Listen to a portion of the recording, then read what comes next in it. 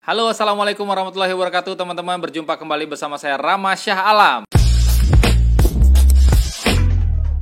Baiklah teman-teman, kali ini saya akan buatkan video untuk menjawab pertanyaan-pertanyaan yang dikirimkan melalui media sosial saya mengenai pertanyaan bagaimana caranya, dokumentasi apa aja yang dibutuhkan, berapa biayanya, dan bla bla bla ya. Yang saya yakin bahwasanya di YouTube pasti banyak juga video-video yang bisa jadikan referensi.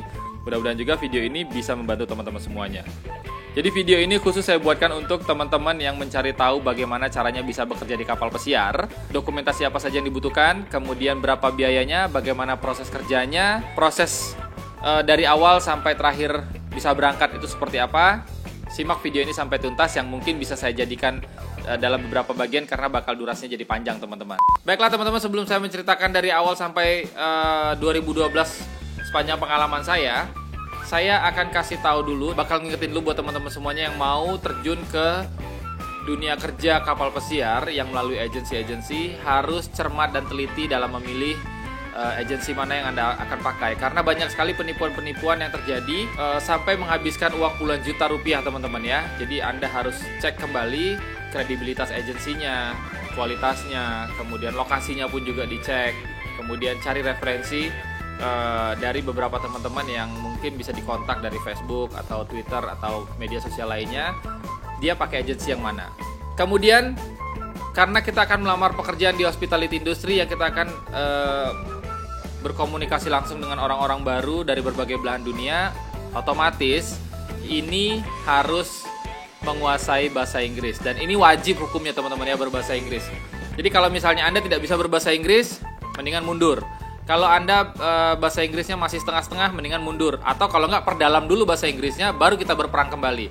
Karena apa? Karena daripada kita buang-buang ongkos ke Jakarta, interview gagal, ke Jakarta, interview gagal, mendingan kita perdalam dulu kemampuan kita berbahasa Inggris, baru kita berangkat ke Jakarta dan tes gitu ya. Oke teman-teman, 2009 bulan Juni saya memulai perjalanan saya ke Jakarta untuk tes di agensi Meranti Magsaysay yang saya pakai. Karena saya dapat rekomendasi dari teman-teman saya juga.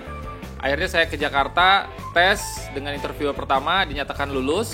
Kemudian saya masuk ke step selanjutnya, interview dengan user. Nah, pada interview kedua ini, saya tidak bisa berbahasa basi lagi teman-teman ya. Karena saya datang dari daerah yang cukup jauh. Kemudian kalau saya terlalu sering bolak-balik ke Jakarta akan menghabiskan uang yang cukup banyak untuk sekedar menyelesaikan interview. Akhirnya saya tantang usernya untuk memberikan kepastian jawaban apakah saya diterima atau tidak. Dan hasilnya adalah saya diterima. Tapi, nah teman-teman, ada tapinya juga. Oke, tapinya adalah saya harus ikut ke program culinary training atau training masak-masak gitu ya. Karena saya apply-nya juga ke Gali, ke Cook, jadi saya harus belajar masak kembali. Alasannya karena dokumen yang saya lampirkan, pengalaman kerjanya sudah agak cukup lama teman-teman. Tahun 2003, kemudian saya melamar di 2009. Artinya 6 tahun saya kosong di dunia hospitality industry. Karena selama 6 tahun itu saya kerjanya malah di bidang lain teman-teman ya. Akhirnya karena ambisi saya untuk bekerja di kapal pesiar cukup besar, saya setujui. Belum tahu uangnya dari mana karena cukup besar biayanya 10 juta. Dan waktunya cukup lama, 1 bulan. Akhirnya saya harus menyiapkan uang, menyiapkan waktu juga, langsung pulang ke Lubuk Linggau, siapkan dokumen, sharing ke orang tua dan teman-teman. Akhirnya ada jalan, saya bisa siapkan uangnya 10 juta untuk ikut program culinary training. Dan saya berangkat ke Jakarta, saya daftar ulang kembali, lakukan pembayaran, dan semuanya berjalan teman-teman. Sembari menunggu proses training culinary ini selesai, proses dokumen pun berjalan kembali teman-teman ya. Yang pertama yang saya lakukan adalah mengikuti Marlin Test atau bahasa Inggrisnya perkapalan ya. Bisa dibilang mungkin ini English for Employee. Jadi kita tes di situ, nanti akan kelihatan skornya berapa. Kalau nggak salah waktu itu biayanya 250.000 untuk Marlin Test. Dan skor saya masuk, saya lulus dan masuk ke babak selanjutnya, yaitu pembuatan paspor teman-teman. Pembuatan paspor ini saya menghabiskan dana sekitar 750.000 rupiah. Itu karena saya dibantu sama broker yang ditunjuk oleh agensi untuk proses paspor saya teman-teman. Jadi saya datang ke imigrasi, hanya foto, interview dan tanda tangan, biometrik selesai, dan 3 hari berikutnya paspor saya jadi. Alasannya juga karena KTP saya KTP Sumatera, sementara saya bikinnya di Imigrasi Jakarta Timur di Cipinang ya. Paspor udah jadi, selanjutnya ke proses pembuatan BST teman-teman. Tapi pembuatan BST ini menunggu sampai training kulinernya selesai. Setelah selesai kuliner training, kemudian saya ambil jadwal untuk BST di Fokus Training Center ITC Fatmawati. Itu biayanya kalau nggak salah sekitar Rp1.500.000 dengan makan waktu sekitar 1 minggu. Jadi kita difasilitasi dengan makan siang dan juga wearpack untuk praktek lapangan. Jadi praktek lapangannya ini kita belajar pakai pelampung, kemudian loncat dari ketinggian menggunakan pelampung, dan juga belajar menggunakan lifebuoy, lifeboat, life raft, menyelamatkan orang-orang, kemudian juga belajar memadamkan api pada saat terjadi kebakaran di kapal. Setelah itu teman-teman, BST sertifikatnya selesai, kita lampirkan kembali ke agensi. Nanti agensi yang akan memberikan arahan selanjutnya, dokumen apa yang harus kita lakukan. Nah, karena saya mengambil bagian cook atau gali, jadi yang dibutuhkan hanya BST teman-teman. Sementara untuk bagian-bagian lainnya mungkin akan dibutuhkan sertifikat-sertifikat pendukung lainnya seperti CCM, SCRB, atau sertifikat lainnya ya. Jadi pastikan juga Anda mau apply-nya di bagian apa. Jadi kita tahu dokumen-dokumen yang harus kita lengkapin. Setelah BST selesai, kemudian agensi akan memerintahkan kita untuk buat Simen Book dan endorse pasport teman-teman.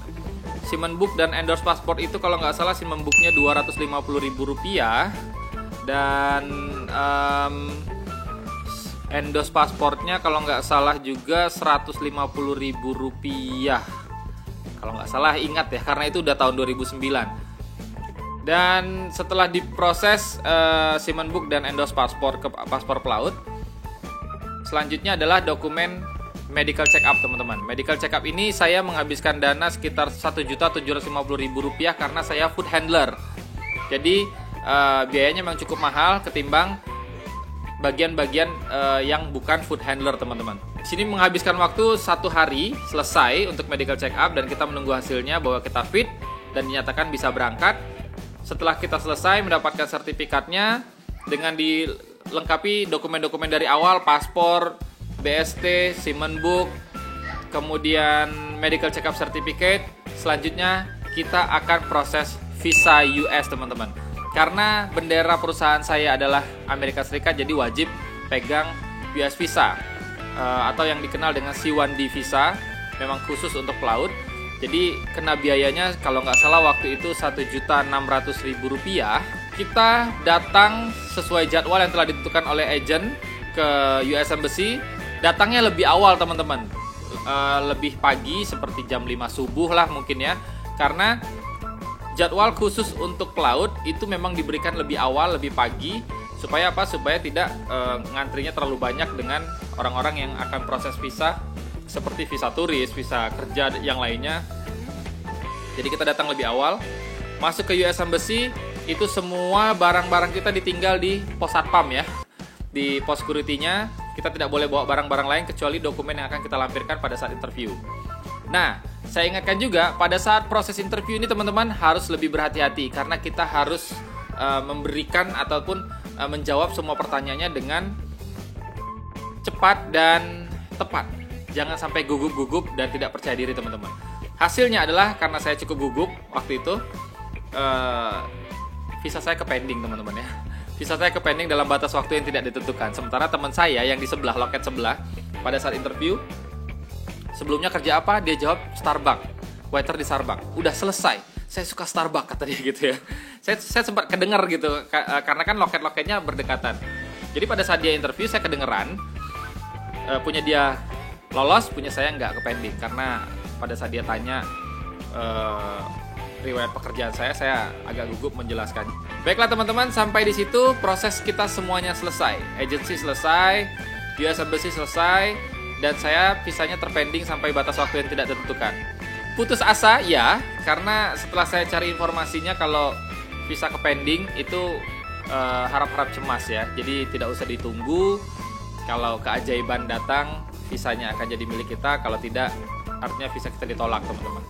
Kalau ditolak ya mungkin bisa kita coba di waktu yang akan datang. Alasan penolakannya karena apa? Nanti kita perbaiki di situ. Nah, karena saya terpendingnya sampai dengan Desember, jadi cukup lama nih teman-temannya, dari Juni sampai Desember itu ya saya mulai kehidupan normal, kehidupan seperti biasa. Saya coba melamar pekerjaan lain. Setelah saya keterima, baru 1 hari bekerja, saya ditelepon oleh agensi bahwasannya jadwal saya join di kapal pesiar Golden itu tanggal 12 Desember teman-teman. Dan hari dia telepon adalah tanggal, kalau nggak salah, 3 hari sebelum saya berangkat. Semua persiapan belum ada teman-teman, speechless banget kan pada saat dia telepon tanggal 12 Desember lu berangkat, joinnya di Los Angeles. Karena memang keinginan kita besar, ambisi kita besar, sampai nggak bisa berkata-kata gitu ya, langsung kasih tahu ke orang tua bahwasanya kita sudah dapat jadwal 12 Desember. Langsung kebut nih teman-teman, ngegas lagi, persiapkan semua keperluan untuk keberangkatan. Jadi setelah semua persiapan selesai, saya berangkat ke Jakarta, melapor ke agensi bahwa saya siap berangkat, kemudian saya diberikan dokumen keberangkatan, dan sebelum berangkat saya ke rumah sakit pelabuhan di Tanjung Priuk untuk suntik yellow fever. Jadi kita dapat buku kuning yang menandakan bahwa kita sudah suntik vaksin tersebut, jadi kita bisa berangkat teman-teman ya. Sampai di situ semua dokumen selesai. Kalau dijumlahkan seluruh biaya yang saya habiskan untuk pengurusan dokumen itu kurang lebih tadi paspor 750.000, kemudian endorse paspor 150.000, basic safety training itu 1.500.000, kemudian Siemens book 350.000, medical check up untuk food handler itu 1.750.000, visa C1D USA itu 1.600.000, dan yellow fever buku kuning vaksin itu kalau nggak salah sekitar 350.000. Jadi totalnya sekitar 6.450.000 teman-teman. Ya, itu di luar biaya culinary training tadi yang 10 juta ya. Kalau untuk biaya dokumennya saja itu menghabiskan biaya sekitar 6.450.000 rupiah.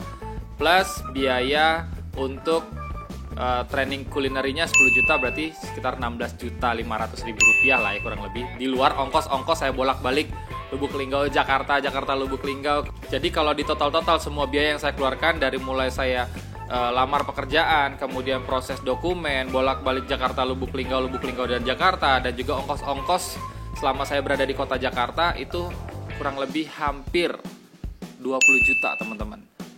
Itu yang harus kita persiapkan kalau misalnya kita tidak memiliki kemampuan yang cukup untuk bisa masuk ke dunia kerja kapal pesiar. Tapi kalau misalnya kita mempunyai kemampuan yang cukup, maksudnya kalau kita interview lolos tanpa harus kita ikut training kuliner, training bahasa Inggris, atau training-training apapun itu yang disiapkan oleh agensi yang harus kita bayar. Artinya untuk pengurusan dokumen itu sendiri di tahun 2009 saya menghabiskan kurang lebih sekitar hampir 8 sampai 10 juta untuk mondar mandirnya juga, biaya kosnya di sana juga ya. Baiklah teman-teman, sekian dulu video pertama yang saya buat untuk teman-teman yang sedang mencari jawaban mengenai bagaimana caranya bekerja di kapal pesiar. Mudah-mudahan bisa menjawab pertanyaan teman-teman semua, dan juga berapa biaya yang harus kita siapkan. Tadi sudah saya jabarkan satu persatu biaya yang harus kita siapkan agar kita bisa memproses dokumen sampai kita siap berangkat teman-teman. Baiklah teman-teman, jangan lupa like, subscribe, komen di bawah kalau masih ada pertanyaan yang mengganjal di hati teman-teman semuanya, atau ada informasi yang salah di komen juga di kolom komentar supaya nanti kita bisa luruskan informasi yang salah tersebut ya. Saya Rama Selam pamit. Wassalamualaikum warahmatullahi wabarakatuh.